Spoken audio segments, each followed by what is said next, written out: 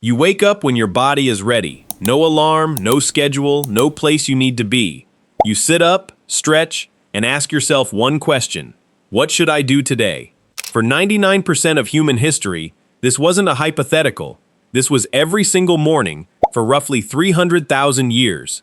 And the answer to that question looked nothing like the life you're living right now. Modern humans spend about 90,000 hours of their lives working.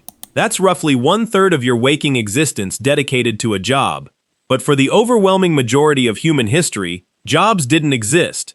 There was no employment, no wages, no boss, no career ladder to climb. So what did people actually do all day? Let's start with what we know for certain. In 1963, archaeologist Richard Lee conducted a study that would change how we understand prehistoric life. He tracked the daily activities of the Juhohansi people in Botswana, one of the few remaining groups still living in a way that resembles pre-agricultural human life. He found that adults spent about 2.5 days per week acquiring food. That's roughly 17 hours. The rest of the time, they did whatever they wanted. And here's the important part. This pattern shows up everywhere anthropologists look. The Hadza in Tanzania, the Ake in Paraguay, the Martu in Australia. Completely different environments, different continents, same result.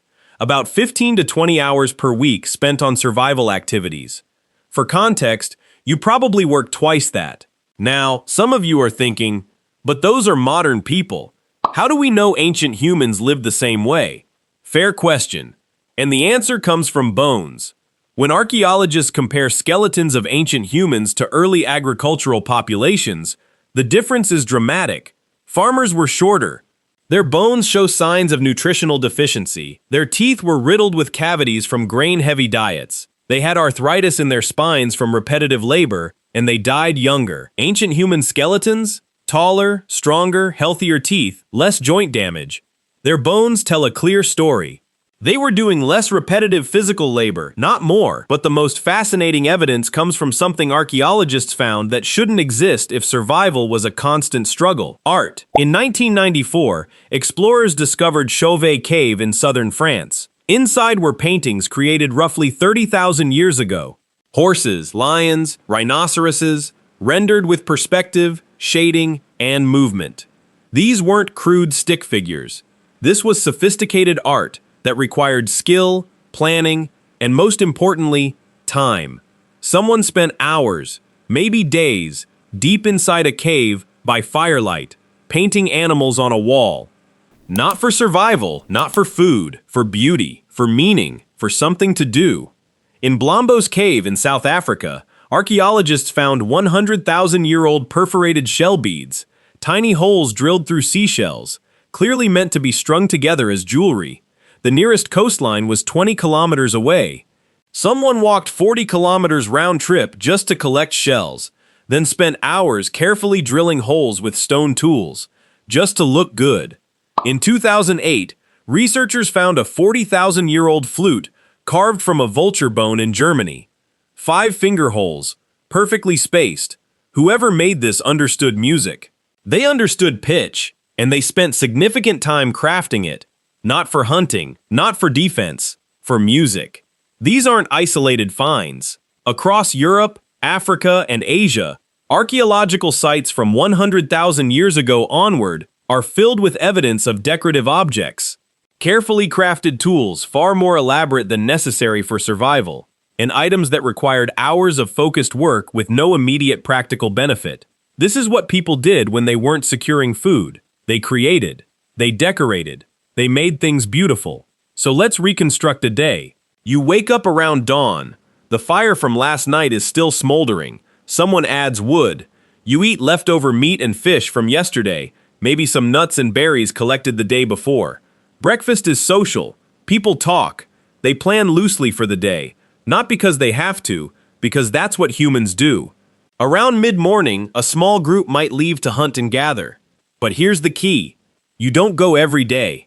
If the hunt was successful 2 days ago, and food is stored, you might not leave camp at all.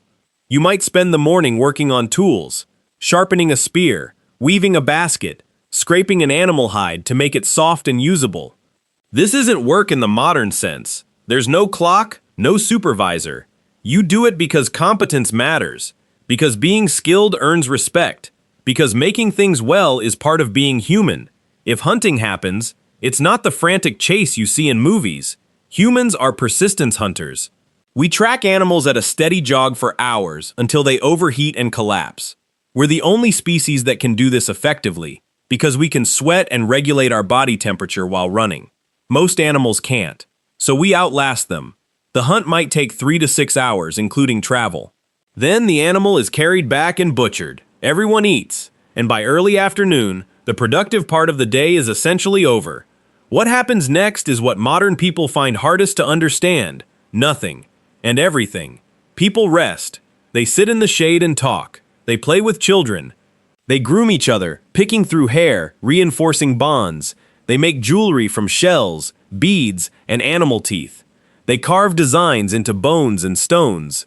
They nap. Anthropologist James Sussman documented that among the Juhohansi, adults spend roughly 6 hours per day in what he called social time. Not working, not sleeping, just being with other people, talking, laughing, telling jokes. Because in a world without money and police and written contracts, your survival depends entirely on your relationships. If people don't like you, they don't have to share food when you're hungry. So you invest enormous amounts of time in those bonds. Not because it's productive, because it's how humans stay human. Then the sun sets, and this is when something remarkable happens. In 2014, anthropologist Polly Wiesner analyzed hundreds of hours of conversation recordings from the Juhohansi. During the day, conversations were practical. Who saw animal tracks where? Which plants were ready for harvest? Complaints about someone not sharing fairly. But at night, around the fire, 81% of conversations shifted to stories. Myths about how the world began. Tales of ancestors who did impossible things.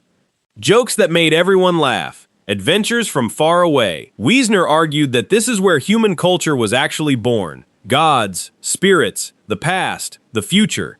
Things you can only think about when your stomach is full and you're safe. And people didn't go to sleep and stay asleep the way you do now. Historical records from medieval Europe and sleep studies from the 1990s confirm that before artificial light, humans slept in 2 phases. First sleep for about 4 hours, then a wakeful period of 1 to 2 hours in complete darkness, then second sleep for another 4 hours. So here's what a full day looked like. About 4 to 6 hours securing food and making tools. About 6 hours in social interaction, storytelling, grooming, playing. About 8 hours sleeping in 2 separate phases. And the rest, resting, sitting, watching clouds, doing nothing in particular. Existing without needing to justify your existence through productivity. Then, about 10,000 years ago, something changed. Humans in the Fertile Crescent began planting seeds and domesticating animals. Agriculture. And agriculture is a trap. Once you start farming, you can feed more people. More people means you need more food. More food means more farming. Within a few generations, populations exploded and there was no going back.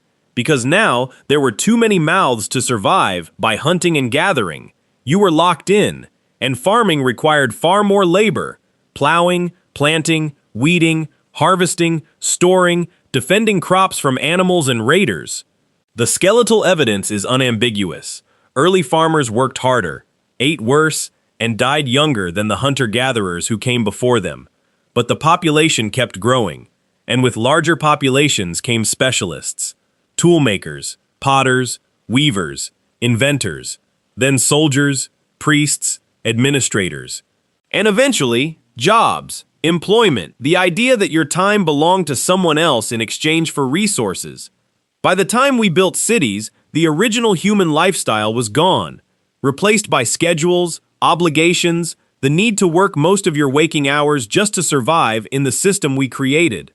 Today, you spend 90,000 hours working. Your ancestors spent way less. You sleep in 1 block and call, waking up at 2 a.m., insomnia. They slept in 2 phases and used the middle hours for reflection. You spend your life chasing an illusion of greatness, achievements, wealth, and success by standards society invented. They woke up every morning already free, already enough, and at peace with nothing to prove to anyone. They didn't need to become successful. They were already living the life you're working your entire existence to retire into. You make art if you can find time after your job. They made art because they had time, and that's what humans do. We're not a different species, but we live so differently from how humans lived for 99% of our existence that we might as well be. We traded freedom for food security, leisure for population growth, time for productivity, and most of us have no idea what we gave up, because we never knew what we had.